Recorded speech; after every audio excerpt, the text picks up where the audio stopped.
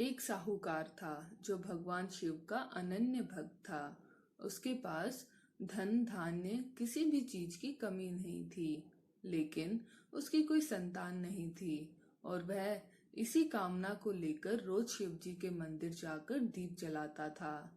उसके इस भक्ति भाव को देखकर एक दिन माता पार्वती ने शिव जी से कहा कि प्रभु, ये साहूकार आपका अनन्य भक्त है। इसको किसी बात का कष्ट है तो आपको इसे अवश्य दूर करना चाहिए।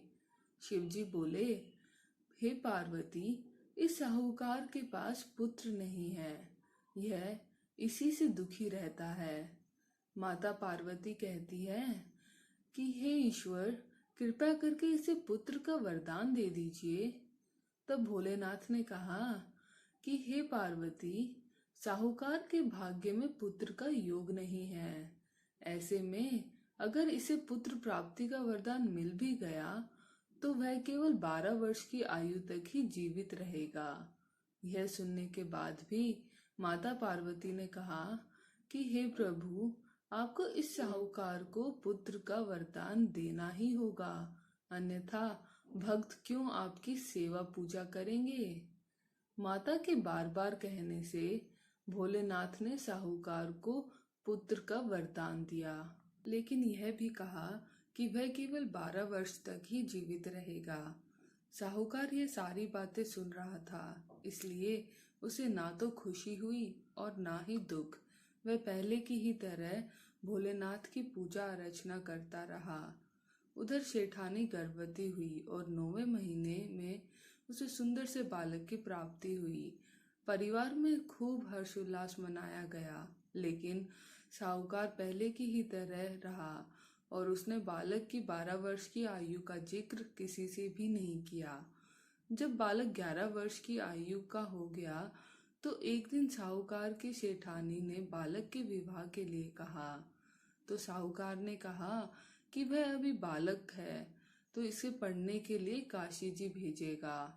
इसके बाद उसने बालक के मामा जी को बुलाया और कहा कि इसे काशी पढ़ने के लिए ले जाओ और रास्ते में जिस भी स्थान पर रुकना वहाँ यज्ञ करते हुए और ब्राह्मणों को भोजन करते हुए ही आगे बढ़ना। उन्होंने भी इसी तरह करते हुए आगे बढ़े और रास्ते में एक राजकुमारी का विवाह था। जिससे उसका विवाह होना था वह एक आग से काना था। तो उसके पिता ने जब अति सुंदर साहूकार के बेटे को देखा तो उनके मन में आया कि क्यों ना इसे ही घोड़ी पर बिठाकर शादी के सारे कार्य संपन्न करा लिए जाएं। तो उन्होंने मामा से बात की और कहा कि इसके बदले वह अथाह धन देंगे। तो वह भी राजी हो गए। इसके बाद साहूकार का बेटा विवाह की वेदी पर बैठा और जब विवाह कार्य संपन्न हो गए तो जाने से पहले उसने राजकुमारी की चुंदरी के पल्ले पर लिखा कि तेरा विवाह तो मेरे साथ हुआ, लेकिन जिस राजकुमार के साथ भेजेंगे वह तो एक आग का काना है। इसके बाद वह अपने मामा के साथ काशी के लिए चला गया। उधर जब राजकुमारी ने अपनी चुनरी पर यह लिखा हुआ पाया तो उसने राजकुमार के साथ जाने से साफ मना कर दिया। तो राजा ने भी अपनी पुत्री को बारात के साथ विदा नहीं किया। बारात वापस लौट गई। उधर मामा और भांजे काशी जी पहुंच गए थे। एक दिन जब मामा ने यज्ञ रचा रखा था और भांजा बहुत देर तक बाहर नहीं आया तो मामा ने अंदर जाकर देखा तो भांजे के प्राण निकल चुके थे। वह बहुत परेशान हुए, लेकिन सोचा कि अभी रोना पीटना मचाया तो ब्राह्मण चले जाएंगे और यज्ञ का कार्य अधूरा रह जाएगा।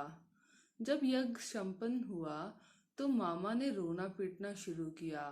उसी समय शिव और पार्वती जी उधर से गुजर रहे थे। तो माता पार्वती ने शिव जी से पूछा, हे प्रभु, ये कौन रो रहा है। तभी उन्हें पता चला कि यह तो भोलेनाथ के आशीर्वाद से जन्मा साहूकार का पुत्र है। तब माता पार्वती जी कहती हैं कि हे स्वामी, इसे जीवित कर दें, अन्यथा रोते रोते इसके माता पिता के प्राण निकल जाएंगे। तब भोलेनाथ ने कहा कि हे पार्वती, इसकी आयु इतनी ही है, सो वह भोग चुका। लेकिन माँ के बार बार आग्रह करने पर भोलेनाथ ने उसे जीवित कर दिया।